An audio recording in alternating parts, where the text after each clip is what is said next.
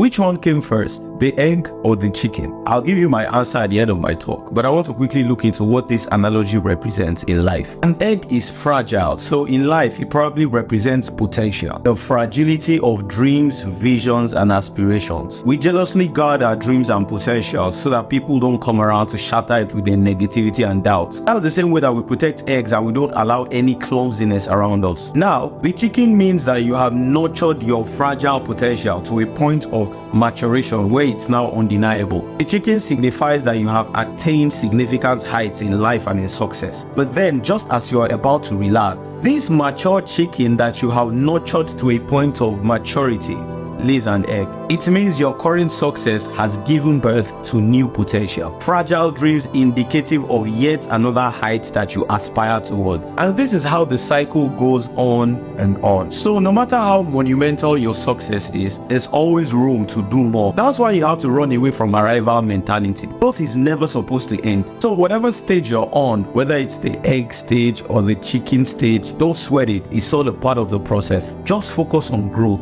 The only way forward is forward.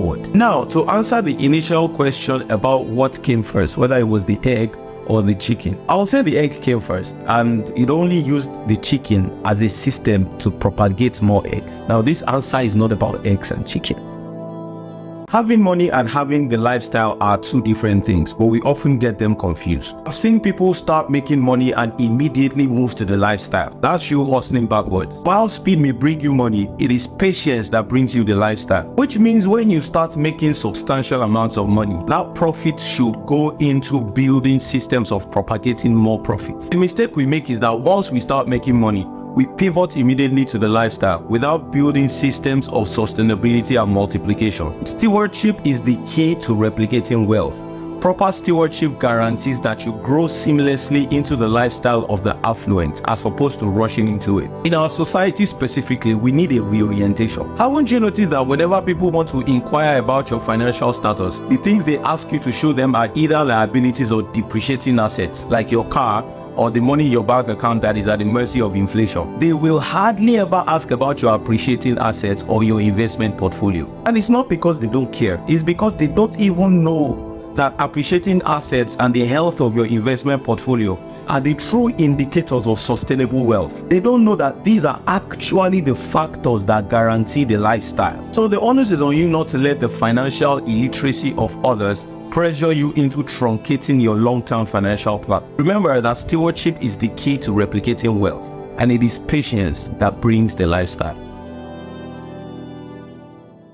There's this interesting quote by David Hawkins that says, "We change the world not by what we say or do, but as a consequence of what we have become." The both of us used to be strangers, but now we have become friends. Now, was there one singular event that made it happen? No. But I am consistently here, sharing with you my perspectives about life, opening your mind to unusual dimensions of thinking, and you are consistently here, taking all of that information in. Through our consistent interfacing, I become a better communicator of my thoughts and perspectives, not just to you, but to the world at large. You, on the other hand, become a better listener, not just to me, but to everybody around you. Now you can even hear what they are not saying. You also have a better understanding of analogies and how to use them appropriately. That's wisdom. But it didn't happen all at once. I'm sure there must have been times when you doubted the authenticity of what I was saying. And there must have been times when I doubted the intentionality of you listening to me speak. But we both keep showing up regardless, consistently. I have personally found out that the more silent your consistency, the louder the echoes of your success. So here's what I'll tell you.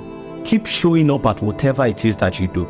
That consistency will save you one day. Do you know, on most nights, sailors hardly ever acknowledge that tiny light coming from the lighthouse by the seashore. But on the night of a raging storm, the sailor is not looking for bright lights. He's banking on the consistency of that tiny light coming from the lighthouse, piercing through thick darkness to guide him home.